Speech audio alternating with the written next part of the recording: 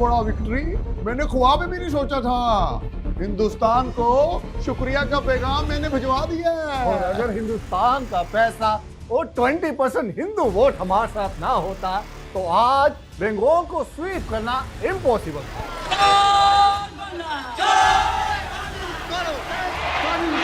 মুজিব ভাই এসে গেছেন, তাকে আপনারা স্লোগান দিয়ে অভিবাদন দেন। শেখ মুজিবের পথ ধরো, বাংলাদেশ স্বাধীন করো। মুজিব ভাইয়ের পথ ধরো, বাংলাদেশ স্বাধীন করো। ये इलेक्शन पिंडी वालों ने कराए और इतने फ्री एंड फेयर कराए हैं कि आज पूरे बंगाल में खुशी का समा है। दस्तूर हम बनाएंगे तो भय की जगह टका, उर्दू जबान की जगह बंगाली जबान, पाकिस्तान की फौज की जगह बंगाली फौज जब बंगाल की रक्षा करेगी। उसे हिम्मत नाम की तो चीज उसमें है ही नहीं। अपने दिल का हाल कहने के लिए उसने तुम जैसे बेकार शख्स के खिदमत हासिल की हैं। हिम्मत तो बहुत है उसमें, बस थोड़ा सा शर्मीला है। आपसे शादी हो जाएगी तो शर्मो हया भी उतर जाएगी उसकी। और तुम्हारी जुर्रत कि ऐसे लावारिस शख्स का रिश्ता तुम इतने कॉन्फिडेंस से पेश कर रहे हो जैसे नवाब पटियाला के घर से पैगाम आया। पाकिस्तानी फौज ने पहला जनरल इलेक्शन करवाया है और इतना फेयर करवाया है कि पाकिस्तान की किसी भी एक सियासी पार्टी को धांधली का इल्जाम लगाने का छोटा सा भी मौका नहीं मिला। हारिका से मोहब्बत का ड्रामा रचा, उसको अपनी दिल फरेब बातों में फंसा। अरे ये सदफ तो क्या, ऐसी हजार सदफे तड़प तड़प कर तेरे कदमों में पड़ी होंगी। That we have only one demand कि अगले 24 घंटों में नेशनल असेंबली का इजलास बुलाया जाए। अवामी लीग पाकिस्तान का इक़्तिदार संभालने के लिए तैयार है।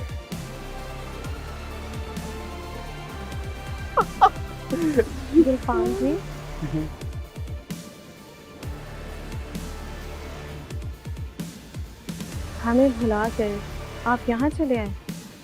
मेहरुन्निसा जी, आप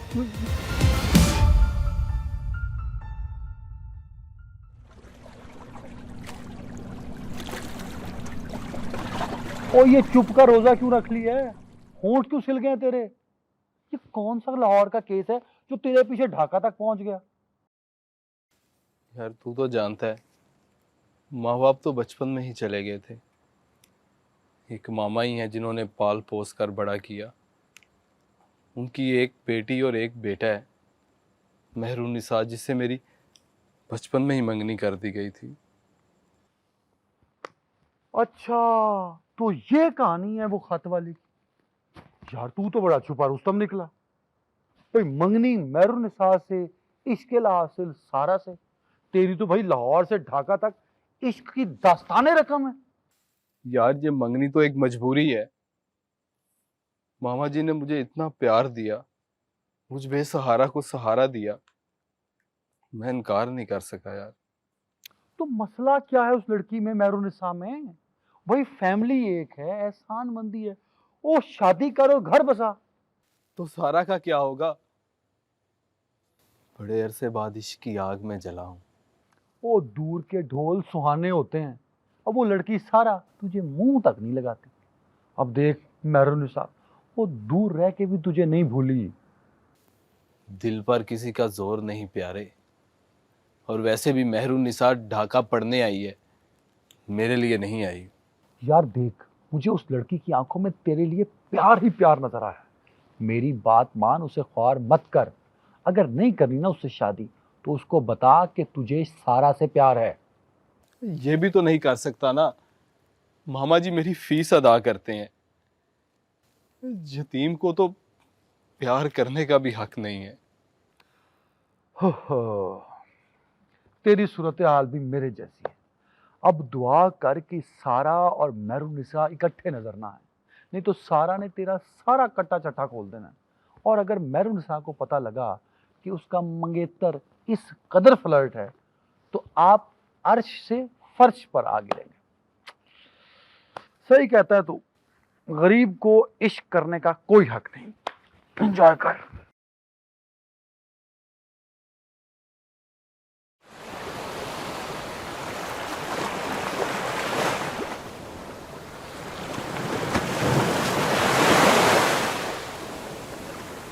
एक्सप्लॉयटेशन तो हमारी हुई है, पॉलिटिकली भी और इकोनॉमिकली भी। Come on major Zia, talks on some facts now. दुनिया की 80% पटसन मशरकी बंगाल में पैदा होती है, मगर हिंदू सरमायाकारों ने पटसन की मिलें सिर्फ कलकत्ता में लगाई, और यहाँ बंगाल में सदर अयूब के दौर में पहली पटसन की मिल लगी। और जिन सरमायाकारों को न जाने क्यों बुरा भला कहा जाता है, उनमें से आदमजी और इस्फहानी ग्रुप ने मशरकी बंगाल में सबसे पहले इंडस्ट्री की बुनियाद रखी। आदमजी जूट मिल में आज भी 26,000 वर्कर्स काम कर रहे हैं। कहा जाता है नौकरशाही सिर्फ पंजाब से है। 1947 में अंग्रेजों की बनाई हुई नौकरशाही पाकिस्तान को विरसे में मिली, जिसमें सिर्फ एक ब्यूरोक्रेट बंगाली था, और बंगाली भाइयों की खातिर 1963 में ब्यूरोक्रेसी का 40% हिस्सा बंगाल को मिला, जबकि पाकिस्तान के चारों सूबों को सिर्फ 40% हिस्सा मिला। चिटागोंग की स्टील मिल हो, ऑयल रिफाइनरी, कप्ताई डैम हो, मोंगला पोर्ट हो, या मिर्जापुर का कैडेट कॉलेज हो, या राजशाही, 1947 से लेकर आज तक ये सारी डेवलपमेंट बंगाली भाइयों के लिए की गई। और फिर भी हमसे शिकवा करते हैं कि हम बंगालियों के साथ वफादार नहीं। तारीख के बोसीदा अवराक को छेड़ने का क्या फायदा, आज की बात करो। और आज तो शेख साहब के 6 पॉइंट मरकज़ निगाह हैं, और इसी की बुनियाद पर अवामी लीग ने इलेक्शन जीता है। अब तो मुतालबा अलहदा करेंसी से लेकर अलहदा फौज तक का है।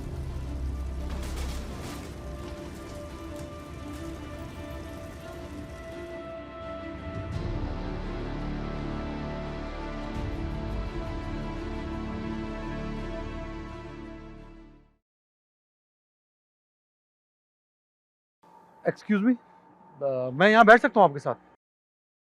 आपने यूनिवर्सिटी की फीस पूरी दी है? जी जी, फीस मैं यूनिवर्सिटी की पूरी दी हुई है। तो फिर बैठिए, क्योंकि यूनिवर्सिटी जितनी मेरी है उतनी आपकी भी है। Thank you, thank you so much. आप बहुत पढ़ाकू लगती हैं। जी, मेरे वालिद साहब कहते हैं कि स्टूडेंट लाइफ का वाहिद मकसद पढ़ाई और सिर्फ पढ़ाई है। तमाम चीज़ों के लिए उम्र पड़ी है। वैसे भी पढ़ाई का वक्त कभी वापस नहीं आता। कितने अजीम ख्यालात हैं अंकल के। अच्छा, एक बात मैं पहले बता दूं, I am from Lahore. Really? ये तो बहुत अच्छी बात है। लाहौर का माहौल, वहाँ का मौसम, उफ, बहुत शौक है मुझे लाहौर देखने का। सुना है कि वो तारीखी शहर है। मुझे यकीन नहीं आ रहा, मतलब जज्बात हैं कि संभल नहीं रहे। आप यूनिवर्सिटी की पहली लड़की हैं जिसने मुझे लाहौर समेत कबूल कर लिया। कबूल किया? क्या मतलब? मेरा मतलब क्या, आपको लाहौर अच्छा लगा तो मुझे ये जानकर अच्छा लगा। हमारे लाहौर में कहते हैं ना कि जिसने लाहौर नहीं देखा वो पैदा नहीं हुआ। अरे अगर ये बात है तो फिर तो ज़रूर लाहौर जाऊंगी। मैं खुद जाऊंगी? मैं आपको लेके जाऊंगा। आई मीन कि आप मेरी यूनिवर्सिटी फेल हुए हैं, और जब भी आपको लाहौर जाना हो तो मुझे खिदमत का मौका ज़रूर दीजिएगा। ज़रूर ज़रूर। खैर मैं चलती हूँ, my friends are waiting for me. Friends? वो दोनों सारा और सदफ? अरे उनका क्या है, उनके पास तो वक्त ही वक्त है जाया करने के लिए।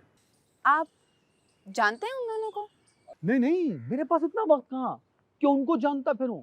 वो तो मैंने देखा आपके साथ उनको, तो दैट्स व्हाई। एनीवे, छोड़ें आप, मुझे ये बताएं कि मैं कैसा लगा आपको? अच्छे भले इंसान लग रहे हैं। क्यों, कोई प्रॉब्लम है? नहीं नहीं नहीं नहीं, वो तो मुझे लगा कि मैं वैसे ही पूछ लूं आपसे, because your opinion matters a lot to me. बहुत दिलचस्प बातें करते हैं आप। खैर मैं चलती हूँ, मुलाकात होती रहेगी। सुनिए, कल मैं इस वक्त यहीं पे हूँगा, अगर आप चाहें तो मुझे ज्वाइन कर सकती हैं, मुझे अच्छा लगेगा। आप बहुत क्यूट हैं। क्यूट?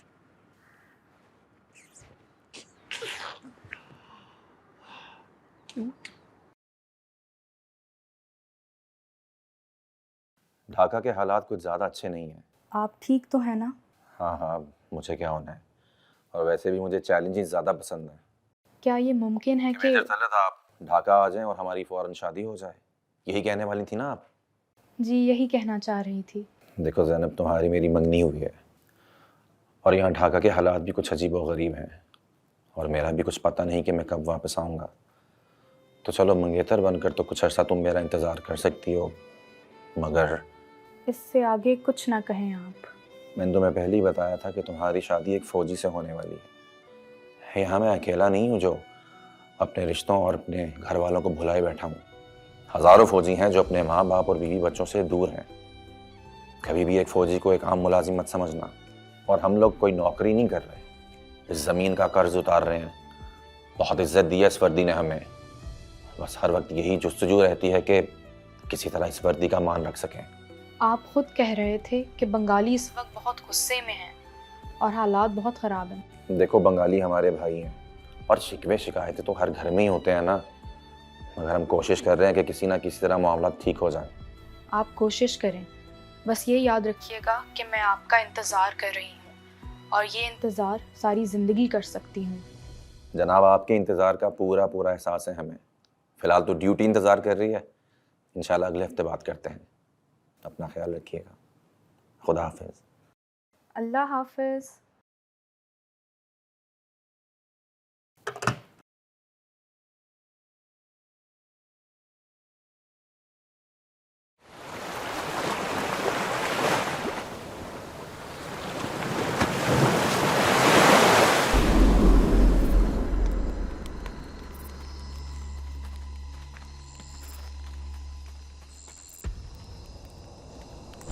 फारूक साहब, मंत्री दीनानाथ आए हैं इंदिरा जी का पैगाम लेकर। इंदिरा जी चाहती हैं मूवमेंट को तेज कर दिया जाए। She need result in 3 months। तुम इंडियन साला भाषण बहुत देता है। 3 महीने में तुम्हें नया मुल्क चाहिए, बांग्लादेश मिल जाएगा, लेकिन उसके लिए साला पैसा चाहिए, पैसा, वेपन चाहिए। सिर्फ इंदिरा जी का भाषण नहीं चलेगा। असले की बड़ी खेप तैयार है फारूक साहब। ढाका में कुछ सेफ ठिकाना है उसे स्टोर करने का? जगह साली मैंने सिलेक्ट कर ली है, उसके बारे में तुम चिंता मत करो। जगह ऐसी दुनिया की कोई इंटेलिजेंस एजेंसी उसका पता नहीं चला सकती। कोई सोच भी नहीं सकता कि साला ये जगह भी मुक्ति बांधने का हेडक्वार्टर बन सकती है। असला कब तक पहुंचेगा? Sir, next week. जवार को भेजो।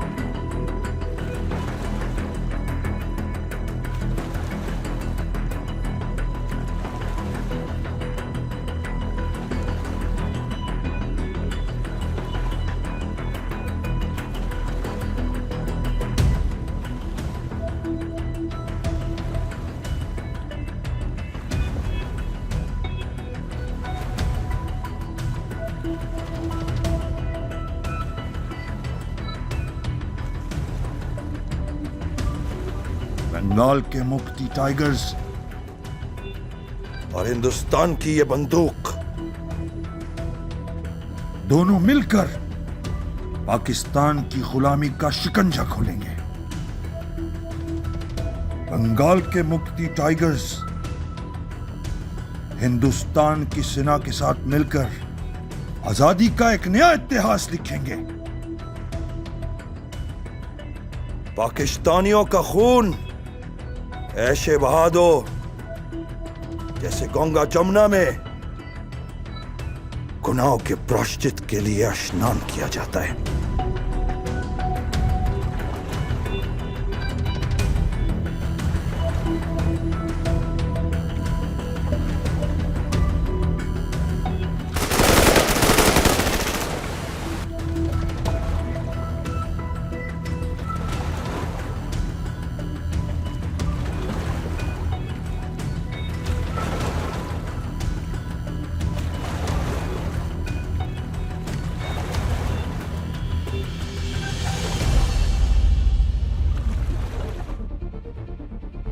तुम्हार काफिया रदफ दोनों हिले हुए हैं।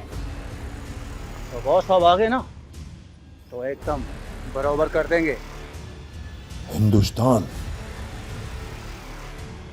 एक गजब मिलिट्री ग्राउंड है जहां बहुत अच्छी ट्रेनिंग होती है।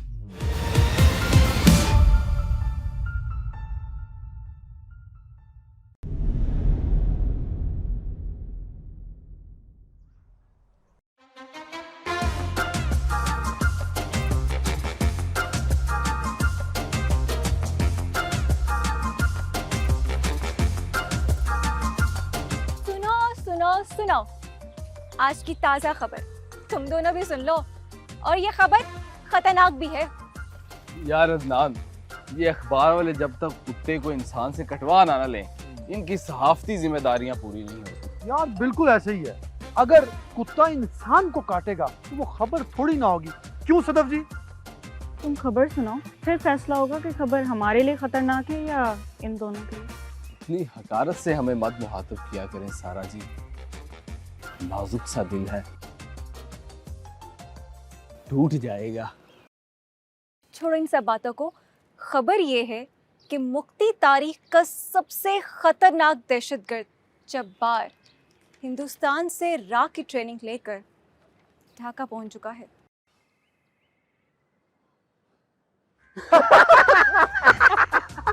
खतरनाक दहशतगर्द जब्बार। हाँ, इस तरह के ना कई कंटुट्टे हमारे लाहौर में गवाल मंडी में लस्सी बना रहे होते हैं। दहशतगर्द भाई, लाहौर के लंडे बाजार में ना ऐसे दहशतगर्द जो हैं वो सेल पे लगे होते हैं। Buy one get one free, sale sale cell.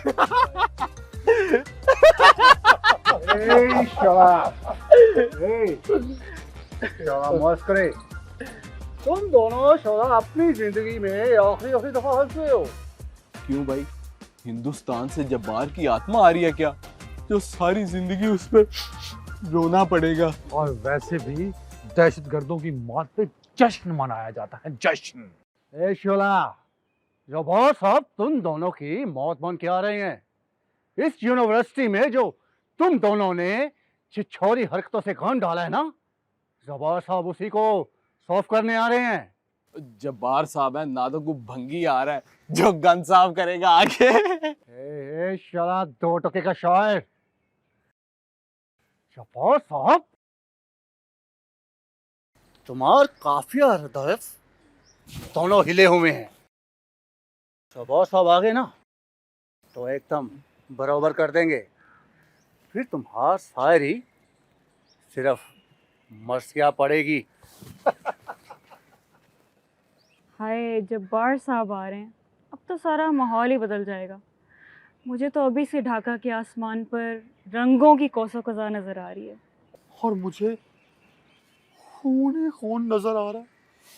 अरे सारा जी, आपके मुंह से इस खूनखार दरिंदे की तारीफ अच्छी नहीं लगती। आप तो खुद एक खूबसूरत कौसो कज़ा है। तुम जैसे बदमाशों को कंट्रोल करने के लिए जब्बार जैसे लीडर ही आगे आते हैं। अरे वाह सारा जी वाह, आप तो जब्बार को ऐसे बना रही हैं जैसे वो दहशतगर्द नहीं, कोई मसीहा आ रहा है। और अगर आपका जब्बार आ रहा है तो हमारा यार निजामुद्दीन भी आ रहा है, दोनों मिलकर मुकाबला कर लेंगे उसका। चलो भाई, ये कसर भी रह गई थी। ओ भाई, जब्बार दहशतगर्दी और आतंक का शिकारी है। तेरे यार निजामुद्दीन की तरह लड़कियों का दीवाना नहीं है। तू मुझसे लिखवा ले, अगर हवा में भी गोली चढ़ी ना तो तेरा यार निजामुद्दीन जूतियां छोड़कर भाग जाएगा। आया निजामुद्दीन।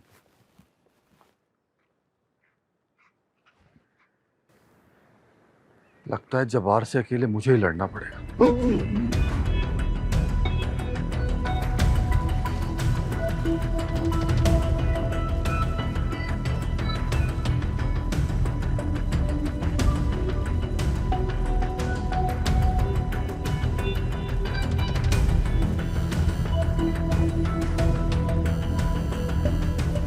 वेलकम जब्बार साहब, वेलकम। फरूक साहब शहर के लिए कुछ दिनों के लिए बाहर गए हैं, तो आपको कोई दिक्कत तो नहीं हुआ हिंदुस्तान में?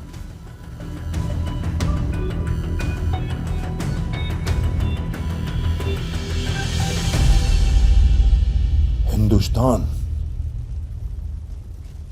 एक गजब मिलिट्री ग्राउंड है जहां बहुत अच्छी ट्रेनिंग होती है। आरडीएक्स से लेकर हैंड ग्रेनेड तक चलाना सिखाया हम लोगों ने हमें। उनके बढ़िया तरीन मिलिट्री इंजीनियर्स हमारे साथ थे। जवाहर साहब, रो का बर्ताव कैसा है हमार मुक्ति टाइगर्स के साथ? हमें तो वीआईपी ट्रीटमेंट दी। जैसे कहते हैं ना, ससुराल में जमाई को रखते हैं, बिल्कुल वैसे ही। वाह जवाहर साहब वाह, फिर तो हम भी वहां जाएगा। बड़ी ख्वाहिश थी ट्रेनिंग की। सुना है कि हर तरह की सेवा करते हैं हिंदुस्तान वाले। वो हमार ससुराल जब तक है, जब तक बांग्लादेश से उनको रिजल्ट मिल रहा है। रिजल्ट माने सिविल वॉर, आतंक, तबाही, इतनी तबाही कि सरकार घुटने टेकने पर मजबूर हो जाए और हम उनसे आजादी ले सके। इतनी तबाही।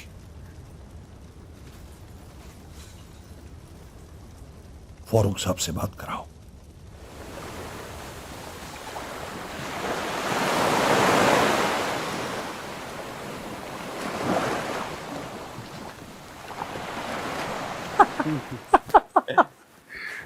मुझे लग रहा है सारिका उन दोनों के साथ बैठी हुई है। यार ये तो मोहब्बत शुरू होने से पहले ही हादसे का शिकार हो गई। ऐसा करते हैं, पतली गली से निकल चलते हैं। अरे वाह अदनान साहब, लगता है बहुत अच्छा वक्त चल रहा है। आप लोग जानते हैं एक दूसरे को? जानते हैं? अरे हम तो एक दूसरे को बहुत अच्छी तरह पहचानते भी हैं। बहुत अच्छी दोस्त है ना गुलफाम? हम अच्छे दोस्त हैं ना? जी जी, हम तो इतने अच्छे दोस्त हैं कि दुश्मन भी आशाश कर उठे। ये दोनों इंतहाई आला सीरत और किरदार के मालिक हैं। आप भी ना हमें शर्मिंदा कर रही है। शर्मिंदा होने के लिए इंसान में थोड़ी सी शर्म, थोड़ी सी हया होती है। सारा साहब को तो मजाक की आदत है बचपन से, है ना? और आपको फ्लर्ट करने की, शादियां रचाने की, बेहुदा तरीके से लड़कियों को अपने जाल में फंसाने की। हम लोग मुअज़्ज़ज़ खानदानों के चश्मो चराग हैं। आप ही ने बताया था ना कि ये मौसूफ अदनान इतने ऊंचे खानदान से हैं कि इनके खानदान का कोई अता पता ही नहीं है। और आपने ये भी बताया था ना कि आपके दोस्त एक बेशर्म, कमज़र्फ इंसान है। किरदार से लेकर लिबास तक मांग तांग कर गुजारा करते हैं। ये सब तुमने इसको बताया? नहीं नहीं भाई, मेरी बातों को गलत रंग दिया जा रहा है। मैंने तो बड़े बेहतरीन अंदाज से तुम्हारे रिश्ते की सदफ से बात की थी। रिश्ता? कौन सा रिश्ता? तुम्हारा रिश्ता भाई। वाह, तू भूल भी गया है। रातों को मेरी इसने नींद हराम कर दी थी सारिका जी। रातों को उठ उठ के ऊंचा ऊंचा सदफ जी के नाम के रट्टे लगाया करता था ये। मुझे तो ऐसा वैसा कुछ भी याद नहीं है, कुछ भी। तुझे तो अब ये भी याद नहीं होगा कि तू लाहौर से ढाका पढ़ने आया था, ना कि जो लड़की देखी उसके घर रिश्ता भेज दिया। मैंने कहा था ना, इन मगरबी पाकिस्तान वालों से बच के रहना। इन सबको ना मजाक करने की बहुत आदत है, देख लिया होगा आपने। लगता है आप सब लोग अच्छा खासा मजाक कर लेते हैं, लेकिन जिंदगी मजाक नहीं होती। कोई ढाका से आया हो या फिर लाहौर से, इस बात से क्या फर्क पड़ता है? हम सब लोग एक रंग, एक मजहब और एक मुल्क की डोरी में प्रोए हैं। वो जैसे मोती होते हैं ना, उनका रंग या नस्ल जुदा भी हो तो प्रोए एक ही डोरी में जाते हैं। इसलिए आज से हम सब दोस्त हैं। मैं तो बाज आई ऐसी दोस्ती से जिससे मुझे मेरी पहचान ही छोड़नी पड़े। फिलहाल तो मुझे आप सबसे दूरी चाहिए। इतनी भारी भरकम बातें मुझसे तो हजम नहीं होती।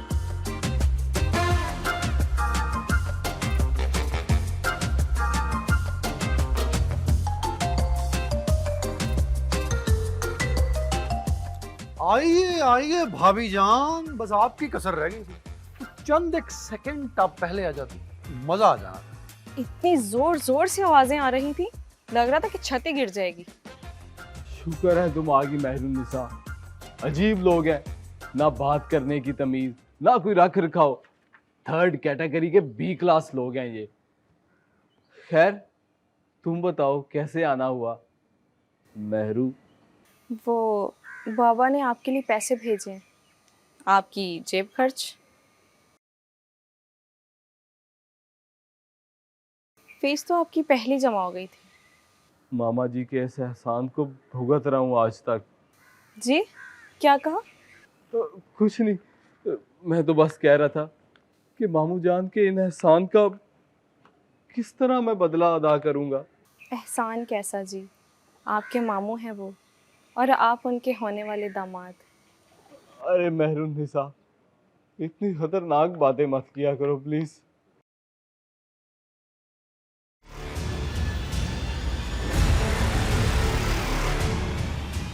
हिंदुस्तान ने बंगाल के लिए एक खुफिया प्लान तैयार किया है। वो प्लान इतना खुफिया है कि सोचता हूं शाला तुम लोगों को सुनाऊं कि ना सुनाऊं।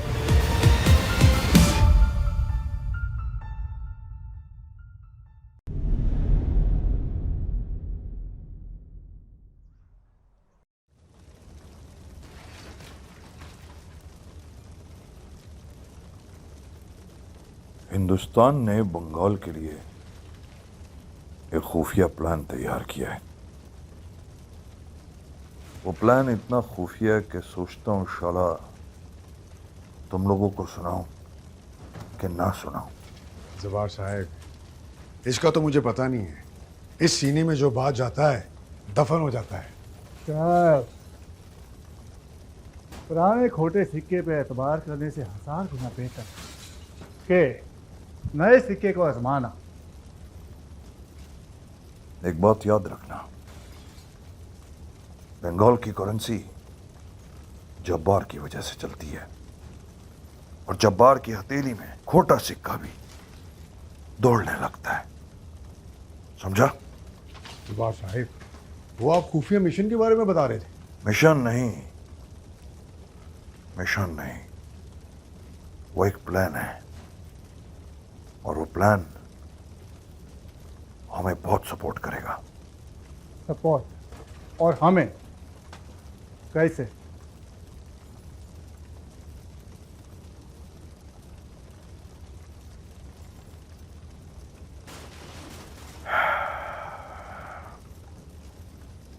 प्लान ये है कि मुक्ति तहरीक एक स्पाई नेटवर्क पूरे बंगाल में फैलाने जा रहे हैं।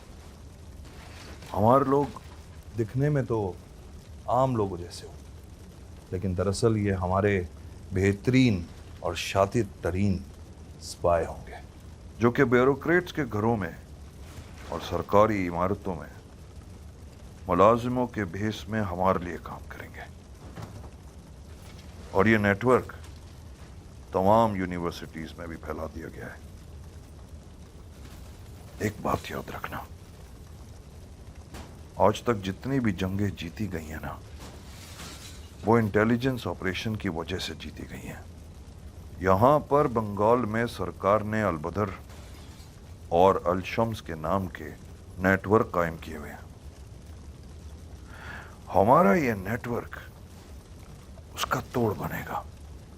खास तौर पर ढाका यूनिवर्सिटी में इस नेटवर्क की अहमियत बहुत बढ़ जाएगी। याद रखो, ढाका यूनिवर्सिटी हमारे आंदोलन की तारीख में एक बहुत बड़ा नाम लिखने जा रही है। अब ध्यान से सुनो, हमारा एक स्पाई बहुत जल्द ढाका यूनिवर्सिटी में आ जाएगा।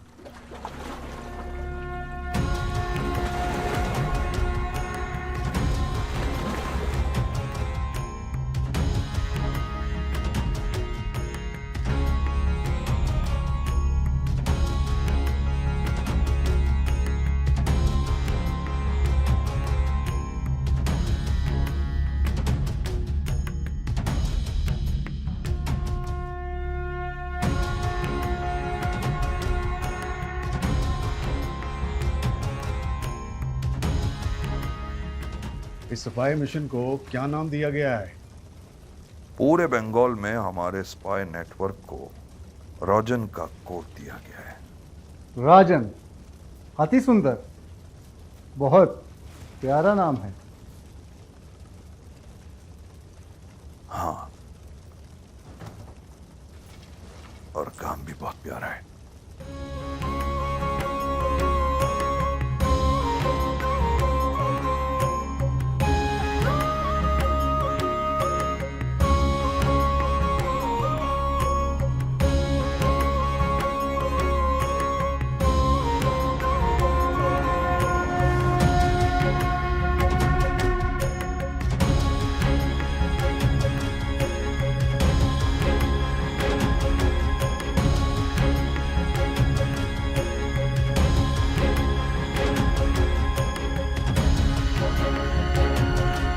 हिंदुस्तान से ट्रेनिंग लेकर आया या फिर इंग्लिस्तान से या फिर कोकाब से? औरत की सरबराही हमें कबूल नहीं है। साला दिल नहीं मानता। तुम्हारा भाषा अलग, हमारा भाषा अलग, हमारा अंदाज अलग, तुम्हारा अंदाज अलग। फिर ये शादी मोहब्बत, ये कौन सा लॉजिक है? हाँ, कौन सा लॉजिक है? मैडम, आप हद क्रॉस कर रही हैं। जहाँ तुम्हारी हद खत्म होती है ना, वहां पर मन शुरू। सामान बांधो और जल्दी से ढाका पहुंचो। बंगाल को बड़ी मुद्दत से इंतजार है निजामुद्दीन तेरा। यानी सियासत और अवामी मकबूलियत को हथियारों की तरह इस्तेमाल करना है। ये हथियार सिर्फ हम ही इस्तेमाल कर सकते हैं, क्योंकि पाकिस्तान में सबसे पॉपुलर पार्टी अवामी लीग है और सबसे पॉपुलर लीडर मुजीब भाई हैं।